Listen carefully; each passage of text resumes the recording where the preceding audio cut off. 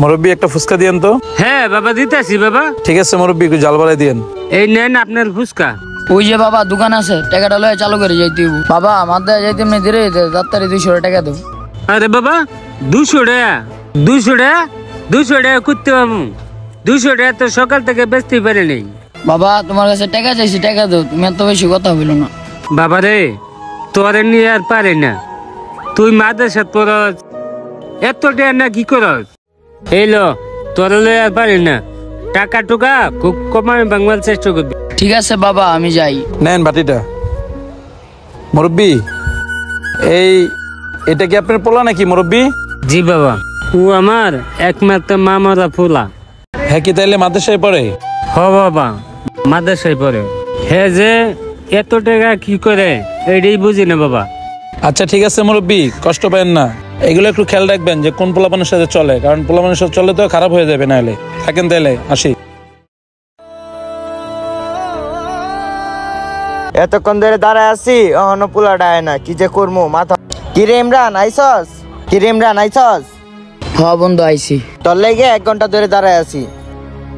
তোর বাপের এনতে কি টাকা টুকা আনছস? হ বন্ধু 200 টাকা লয়ে আইছি আজকে। বাপের তো অনেক কষ্ট করে কথা মতো হইন না। কিরে টাকা টুকা আনছস? তোর বাপের এনতে মাত্র 200 টাকা আনছস? ব্যাপার না, একটা আমি 100 টাকা দিমু, একটা মাল আনমু, মনে কর সারাদিন খায়া উড়াদুরা ঘুরমু। পড়াশোনা করে জীবনে কি করবি? আরে বেটা টুপিটা খুল, মানুষে খারাপ কইব। আহারে আজকে মালটা সেই দিছে রে, খায়া মজা পামু রে।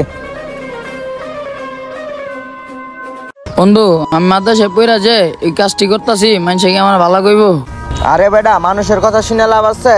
মাল খামু আর সারাদিন খালি ঘুরমু। হ বন্ধু তুই ঠিকই কইছস, মাল খাই আমরা পাঙ্গার মতন ঘুরমু। আমার 10টা না 20টা না বন্ধু, তুই আমার একটাই। এই ল জিনিসটা বানাইছি, টান দে একটা।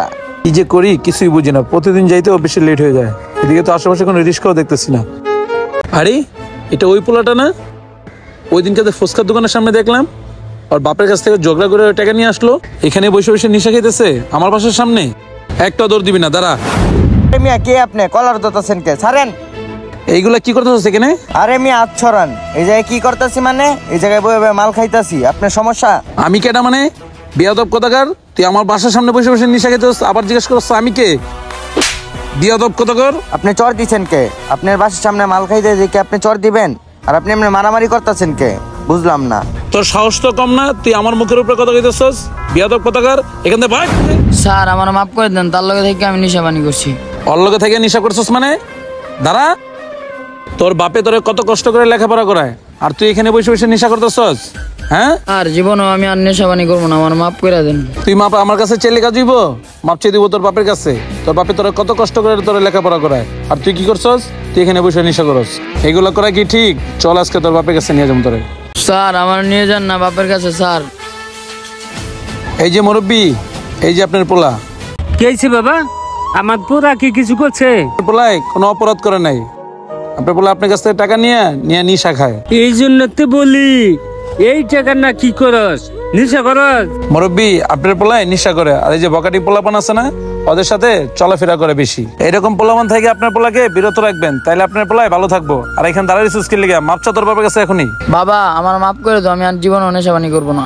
বাবা রে বাপের কাছে মাপ চাইতো, তাইলে আল্লাহ মাফ করে দেন। কোনদিন নিশাবানি করিস না, নিশাবানি করা ভালো না।